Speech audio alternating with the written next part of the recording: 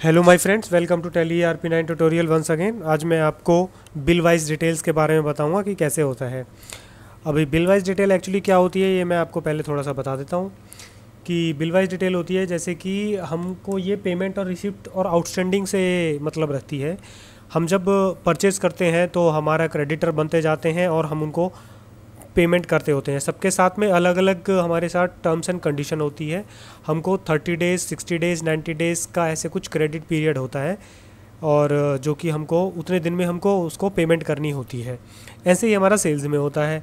हम लोगों को माल बेचते जाते हैं कंपनीज़ को, और उसके साथ भी हमारी पेमेंट की टर्म्स होती हैं कि हमको 60, 90s या एडवांस में ऐसे हमको उसको करना पड़ता है। पेमेंट रिसिप्ट करनी पड़ती है और पेमेंट देनी पड़ती है। तो क्या होता है कि हमारे पास में जब अगर छोटा सा हमारे पास बिजनेस है तो कोई प्रॉब्लम नहीं होती है कि हमको भाई हमने 3 बिल ऐसे को इशू किए हैं और 3 बिल के पैसे आ गए हैं, पूरा पूरा चलता है।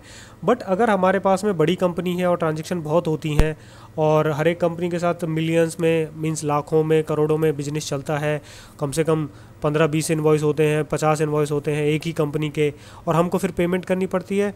तो हमको पता नहीं होता है कि ये पेमेंट है जो किस किस बिल के अगेंस्ट में हमने की हुई है, टोटल आउटस्टैंडिंग पता चलती है। तो ये क्या होता है कि हमको एग्जैक्टली पता होता है कि हमने इस बिल के अगेंस्ट में पेमेंट कर दी है और ये बिल आउटस्टैंडिंग है। हमने अगर किसी बिल की पार्शियल पेमेंट की है या पार्शियल पेमेंट रिसिप्ट की है तो उसको भी हम उतने ही उसके हिसाब से इंटर करेंगे। तो ये उसके लिए है। तो चलिए इसका शुरुआत करते हैं। तो सबसे पहले इसको शुरू करने के लिए हमको इसको अनेबल करना पड़ेगा। तो अनेबल करने के लिए क्या करेंगे, हम राइट हैंड साइड में बिलो में जो फीचर्स का ऑप्शन है इसको प्रेस करेंगे या फिर F11 हम दबाएंगे। सो F11 करते ही हमारे पास में अकाउंटिंग फीचर्स में हम लोग जाएंगे और आप दूसरा देखेंगे आउटस्टैंडिंग मैनेजमेंट जो है, मेंटेन बिल वाइज डिटेल, इसको हम येस कर देंगे। ये मेरा ऑलरेडी येस हुआ पड़ा है तो इसको अब येस कर देंगे। उसको यहाँ से हम कंट्रोल दबा के इसको हम बाहर निकल जाएंगे, मतलब कि वो हमारा हो गया, या आप एंटर करते हुए भी पार जा सकते हैं। अब हम एस्केप बटन दबाएंगे। अब ये काम हो गया। अब इसके लिए क्या करना होगा, हमको जो भी हमारे लेजर्स हैं, मतलब कि जो हमारे क्रेडिटर्स हैं और जो हमारे डेटर्स हैं, उनके लेजर में हमको अल्ट्रेशन करनी पड़ेगी। वो क्यों करनी पड़ेगी वो मैं आपको बताता हूँ, आपको पता चल जाएगा। आप अकाउंट्स इन्फो से जाके लेजर्स में जाएंगे और अल्ट्रेशन पे जाएंगे। सो हमारे जो सबसे पहले हम अपना क्रेडिटर 1 है, हम इस पे जाते हैं।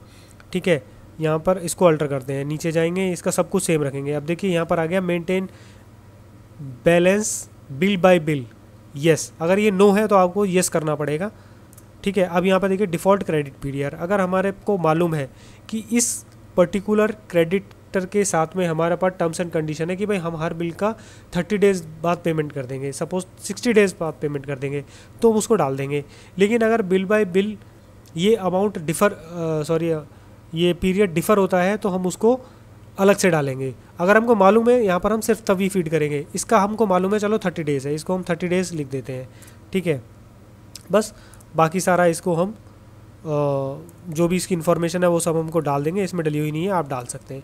अब ठीक है, अब इसको एंटर कर दीजिए और एक्सेप्ट कर दीजिए। हम दूसरा क्रेडिटर चूज़ करते हैं। ठीक है, इसको येस कर लेंगे।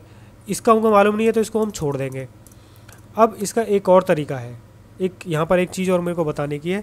अब सपोज़ कीजिए ये क्रेडिटर है हमारा, हम किसी एक पर्टिकुलर डेट से हम लोग ये स्टार्ट कर रहे हैं, मतलब 1 अप्रैल 2012 से हमने शुरू किया, लेकिन इसकी आउटस्टैंडिंग हमारी 2011 से भी कुछ आ रही है। सपोज़ कीजिए वो 1 लाख है, इसका क्रेडिट बैलेंस आ रहा है। तो वो 1 लाख जो क्रेडिट बैलेंस है वो हमको भी कुछ बिल वाइज उसको करना पड़ेगा। अगर हमको मालूम है कि 1 लाख जो रुपए है ये कितने बिलों के अगेंस्ट में पैसा बचा हुआ है, मतलब सपोज ये 5 बिल हैं, उसके अगेंस्ट में पैसा बचा हुआ है और 5 बिलों की सेपरेट अमाउंट है, तो उसको हमको यहाँ पर डालना पड़ेगा। ये जो डेट है ये हम डेट चेंज कर सकते हैं, यहाँ बिल का हमको नंबर डालना पड़ेगा। सपोज़ कीजिए पहले बिल का नंबर था 123, वो बिल का जो ड्यू डेट थी वो यहाँ पर हम डाल देंगे। सपोज़ कीजिए 20,000 था। ठीक है, दूसरा हम डेट डाल देंगे 31/3 को ही।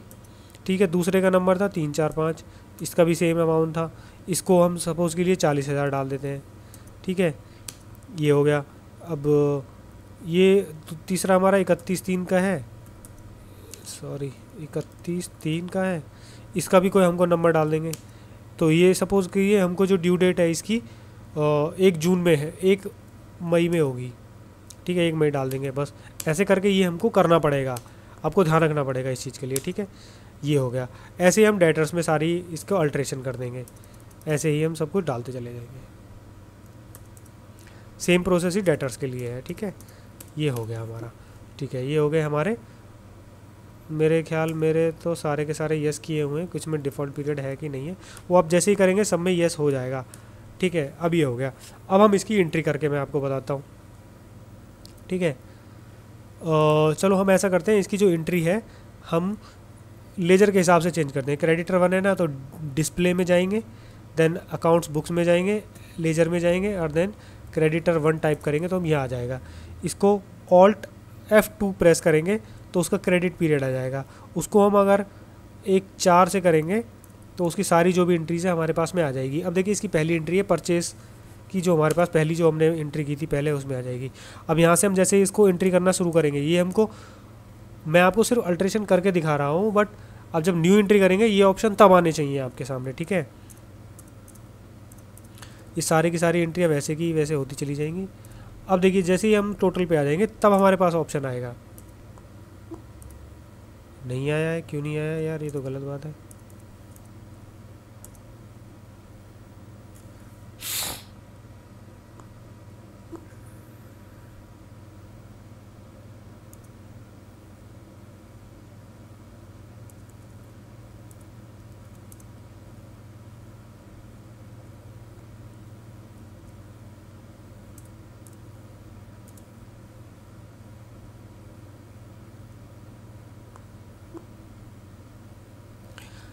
अब देखिए यहाँ पर हम देखेंगे इस क्रेडिटर का हमने लेजर ओपन कर लिया है, हमने जो पहली जो इसकी एंट्री की थी वो देखेंगे। अब यहाँ पर आपको एक ऑप्शन और देखना पड़ेगा। इसके 2 तरीके होते हैं, एक तो बाय डिफ़ॉल्ट आ जाएगा, ठीक है, बिल एलोकेशन जो होगी, और एक होगा आपको मैनुअली करना पड़ेगा। सो आप F12 प्रेस करेंगे यहाँ पर परचेज़ की वाउचर में जाके। ये एवरी टाइम आपको नहीं करना होगा, आप परचेज़ इनवॉइस की कॉन्फ़िगरेशन कर रहे हैं। सो यहाँ पर एक ऑप्शन है ये use defaults for bill allocation. अगर आप इसको येस करते हैं, ठीक है, अगर आप इसको येस करेंगे तो आपको एक नई विंडो पॉपअप होके नहीं आएगी। आपको डायरेक्टली जो भी आपने उसका सप्लायर का बिल नंबर डाला है वो ऑटोमेटिकली ही आपका आउटस्टैंडिंग के उसमें चला जाएगा। बट मैं चाहता हूँ आप इसको नो करें, क्योंकि आप उसको देखेंगे तो आपको अच्छा रहेगा, आपको पता चल जाएगा। बट जैसे ही आपको एक्सपीरियंस हो जाएगा अच्छे से कि आप सही एंट्री कर रहे हैं और सब कुछ ठीक तरीके से जा रहा है, तब आप उसको यस करके आप करें कि बाय डिफ़ॉल्ट सब कुछ होता चला जाए, ठीक है। आप इसने नो कर दिया, आप इसको कंट्रोल दबा के उसको सेव कर लेंगे। अब देखिए एंट्री कीजिए, सप्लायर का इनवॉइस नंबर वगैरह जो कुछ डाला है आप इसको कुछ सेम सब तरीका वही है जो मैं पहले बता चुका हूँ। अब जब उसके टोटल पे जाएंगे तब हम एंट्री करेंगे, तो जो बिल वाइज डिटेल की जो एंट्री है वो यहाँ पर आ जाएगी। अब देखिए जैसे ही न्यू आया है, न्यू रेफरेंस, मैंने वहाँ पर ऊपर डाला था सप्लायर का इनवॉइस नंबर जो था 0003 था, ठीक है। यहाँ पर आ गया 30 डेज़ का पीरियड। अगर मैं इसको चाहता हूँ चेंज करना तो चेंज भी कर सकता हूँ, ठीक है। ये इस तरह से आ जाएगा। अभी इस बिल को भी अगर मैं आगे टुकड़ों में करना चाहूँ तो वो भी कर सकते हैं। सपोज़ कीजिए मैं सिर्फ 31,000 को करना चाहता हूँ, ठीक है। न्यू रेफरेंस इसको सेम रहेगा, रेफरेंस 1,03,000 को मैं चाहता हूँ ये 60 दिन बाद मेरा आउटस्टैंडिंग रहेगी, तो हम ऐसे करके इसको एक्सेप्ट कर देंगे, तो ये आउटस्टैंडिंग में चला गया, ठीक है। अब मैं आपको पेमेंट की भी यहीं कहीं बता देता हूँ। अब देखिए ये पेमेंट की एंट्री आई, ठीक है। सपोज़ कीजिए हम न्यू कर रहे हैं, मैं इसको अल्ट्रेशन कर रहा हूँ, आप इसको ऐसे अल्टर भी कर सकते हैं, बट सपोज़ कीजिए आप इसको न्यू एंट्री कर रहे हैं। अब देखिए जैसे ही ये बैंक चूज़ किया मैंने यहाँ पर, ठीक है। अच्छा इसके लिए एक और चेंज कर लेते हैं हम, इसको बैंक की पेमेंट की एंट्री को चेंज कर लेते हैं यहाँ पर, ठीक है। ये हो गया, ये आ गया, क्रेडिटर आ गया, मैंने क्रेडिटर सेलेक्ट कर लिया, इसको 20,000 की पेमेंट की है। अब देखिए जैसे ही हम इसको एंट्री करेंगे, अब क्रेडिटर 1 में जो मेरी टोटल आउटस्टैंडिंग आ रही है वो देखिए ये आ रही है। अब मैं इस किस बिल की पेमेंट कर रहा हूँ, मैं इसकी इस बिल की पेमेंट कर रहा हूँ। सबसे पहले जो मेरा बिल है ये पेमेंट कर रहा हूँ मैं, इसकी कितनी पेमेंट कर रहा हूँ, सिर्फ 20,000, तो इसके खाते में सिर्फ 20,000 ही आएगी। ऐसे करके इसको, इसका जो भी इसकी डिटेल्स है वो बना देंगे, और इसको हम वाउचर प्रिंटिंग करना है तो कर लेंगे, अदरवाइज़ इसको एस्केप दबा के वापस चले जाएंगे, ठीक है। होप ये आपको समझ में आया होगा। मैं आपको एक फ्रेश एंट्री और करके दिखा देता हूँ सेल्स की, उससे आपको ज़्यादा समझ में आ जाएगा, ठीक है। यहाँ से हम पहले सेल्स की एंट्री करेंगे, F8 दबाएंगे, सेल्स वेट की एंट्री करेंगे 4% की, ठीक है। ये मेरा सेल वैट नंबर आ गया, ठीक है। रेफरेंस में अगर मैं कुछ डालना चाहता हूँ डाल सकता हूँ। डेटर ये हो गया, इसको मटेरियल मैंने ये पेज सेल किया, दिल्ली और डाउन से मैंने सपोज़ किया इसको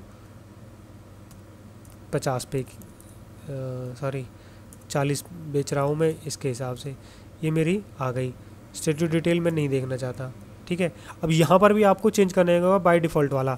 सो F12 प्रेस करेंगे। अब देखिए यहाँ पर जो हो रहा है एलोकेशन वो डिफ़ॉल्ट हो रही है, तो वो automatically use voucher number as a use, पहला ऑप्शन है use default for bill allocation, ये नो हो रहा है, आपको कुछ चेंज करने की ज़रूरत नहीं है। Use voucher numbers as a bill reference number for bill allocation, yes, इसको भी यस कर दीजिए। जो वाउचर नंबर है वो आपको मालूम है ना, वाउचर नंबर जो मेरा इनवॉइस नंबर है, तो जब भी मैं पैसा रिसीव करूँगा तो इनवॉइस नंबर के अकॉर्डिंग लूँगा, इसको यस कर लीजिए। आप यहाँ से कंट्रोल ए दबा के उसको प्रेस हो जाएगा। अब आप इसको जैसे ही एंटर करेंगे आपको आ जाएगी एंट्री, नई बिल एलोकेशन की जो बिल वाइज डिटेल की जो आपको विंडो है वो आ जाएगी। आप न्यू रेफरेंस में जाएंगे, अब यहाँ पर देखेंगे ये सब कुछ आ गई। जो मेरा है सेल्स का इनवॉइस नंबर है वो ऑटोमेटिकली यहाँ पर आ जाएगा। अब देखिए कितने दिन की इसको मैं चाहता हूँ कि भाई आउटस्टैंडिंग है, इसकी सपोज़ कीजिए 30 दिन की है, 30 दिन डाल दूँगा। अगर एक भी दिन की नहीं है तो आप इसको 0 रख दीजिए, आपको ये इमीडिएट से आपको चला जाएगा, ठीक है। अब यहाँ पर जो भी कुछ लिखना चाहते हैं आप वो लिख देंगे, ठीक है। अब सपोज़ कीजिए इस जो मैंने सेल की है 1 जून को की है, अब इसकी मैं आउटस्टैंडिंग रिपोर्ट देखना चाहता हूँ, किसकी है मेरे, उसकी सभी डेटर्स की और उसकी पेबल्स की और रिसीवर्स की मैं देखूँगा। तो डिस्प्ले में जाके यहाँ से स्टेटमेंट ऑफ अकाउंट्स में जाएंगे, आउटस्टैंडिंग रिपोर्ट पे क्लिक करेंगे। अब यहाँ पर आप देख सकते हैं 4 ऑप्शन है। 4 ऑप्शन कैसे हैं, एक रिसीवेबल, मतलब जो मैंने सेल की है उसके अगेंस्ट में जो मेरे को पैसा मिलेगा उसको रिसीवेबल्स कहते हैं। फिर पेबल्स, जो भी मैंने परचेज़ किया उसको मेरे को पैसा पे करने का है, तो ये उसके लिए है। लेजर, लेजर क्या है, जो मैं पर्टिकुलर एक किसी लेजर की आउटस्टैंडिंग देखना चाहता हूँ ये उसके लिए है। ग्रुप, अगर मैं चाहता हूँ एक ग्रुप की आउटस्टैंडिंग देखना चाहता हूँ ये उसके लिए है। अब देखिए जो मैंने स्टार्टिंग में बहुत सारे ऑप्शन आपको बताए थे ना कि आप डेटर्स की ग्रुपिंग बनाइए, ये वहाँ पर बहुत काम आएगा। अभी मैं ज़रा दिखा देता हूँ आपको। पहले हम रिसीवेबल्स देख लेते हैं। अब देखिए रिसीवेबल्स मैंने किया है तो सबका रिसीवेबल्स आएगा जितने भी मेरी आउटस्टैंडिंग है। देखिए इतनी मैंने सेल की है, ये मेरा आ गया। अब जो मेरा बोल्ड में ये हो रहा है, देखिए अप्रैल को ये 1 2 3 4 ये जो मैंने पहले सेल की हुई है ये उसके जो बोल्ड में आ रहे हैं ये मेरी आउटस्टैंडिंग है। ओवरड्यूज़ हो चुके हैं, ओवरड्यूज़ ये देखिए ये रिपोर्ट आ रही है ओवरड्यूज़ बाय डेज 60 61 61 इतने से आ रहा है, ठीक है। जून में जो मैंने ये अभी सेल की थी, जो मैंने अभी आपको प्रीवियसली मैंने जो एंट्री की थी उसमें जो देखिए इसमें मेरे को आउटस्टैंडिंग नहीं आ रही है क्योंकि वो अभी मेरे आउटस्टैंडिंग हुई नहीं है। मैंने 1 जुलाई में एंट्री करी है, ड्यू होगा 1 जुलाई को मेरे को उसको पैसा लेने का है, ठीक है। अब इसको हम एज वाइज भी कर सकते हैं। एज वाइज के लिए एक और अच्छा ऑप्शन होता है, यहाँ पर F6 पे प्रेस करें, ठीक है। ड्यू डेट अगर डिफरेंट है तो एजिंग उसके हिसाब से हो जाएगी, बट हम चाहते हैं कि बिल डेट से हो, यह लिख दीजिए। अब चाहते हैं आपको चाहिए 1 से 10 तक 15 दिन, ठीक है। दिन 15 से 30 दिन तक की, फिर 30 से 60 दिन की, फिर 60 से 90 दिन की, बस, और फिर एक्सेप्ट कर दीजिए। देखिए ये सारी की सारी आ गई। अब जो भी लेस देन नंबर की आउटस्टैंडिंग है मेरी इतनी है, जो भी इतनी आउटस्टैंडिंग है 90 से 20 दिन की इतनी है, 15 से 30 दिन की आउटस्टैंडिंग है जो ड्यूज़ हो चुके हैं, ओवर ड्यूज़ हो चुके हैं, वो मेरे पास अभी नहीं आए हैं, ये वो है सब। तो इस तरह से इसको एजिंग रिपोर्ट कहते हैं। अब इसको एस्केप करके हम वापस चले जाएंगे। अब हम पेबल्स का देख लेते हैं। ये पेबल्स का आ जाएगा सब कुछ, ठीक है। ओवरड्यूज मेरा 62 डे से 62 डे से ऐसे ऐसे सारा का सारा रिपोर्ट हो जाएगा। इसको भी अगर हम एज वाइज करना चाहते हैं इसको भी हम एज वाइज कर सकते हैं। Ageing by bill date same जो पैसे बना चुके हैं, ये देखिए मेरे ओवरड्यू हो चुके हैं, ये मेरे 30 से 60 दिन के मेरे ओवरड्यू हो चुके हैं, ठीक है। अब मैं सिर्फ एक लेजर का पर्टिकुलर देखना चाहता हूँ, सो सपोज कीजिए इसका देखना चाहता हूँ, ये मेरे आ गई रिपोर्ट देखिए।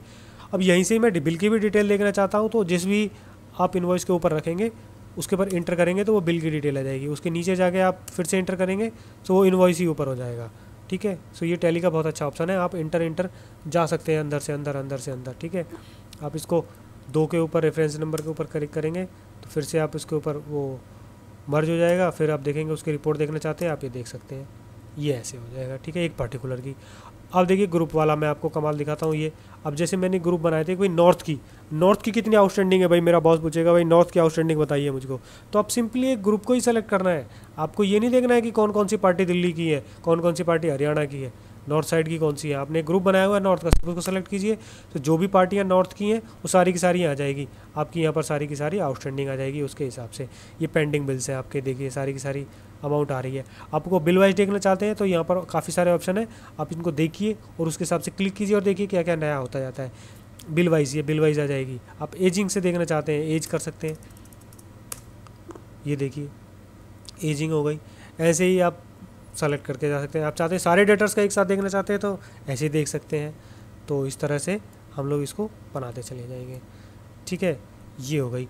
अभी एक और इसमें एंट्री रह गई है एडवांस की। सपोज़ कीजिए कभी कभी क्या होता है कि फर्म्स हमें एडवांस दे देती हैं, ठीक है, एडवांस में हमको पैसा मिल जाता है, तो उसके लिए क्या होगा, रिसिप्ट कर लेंगे हम।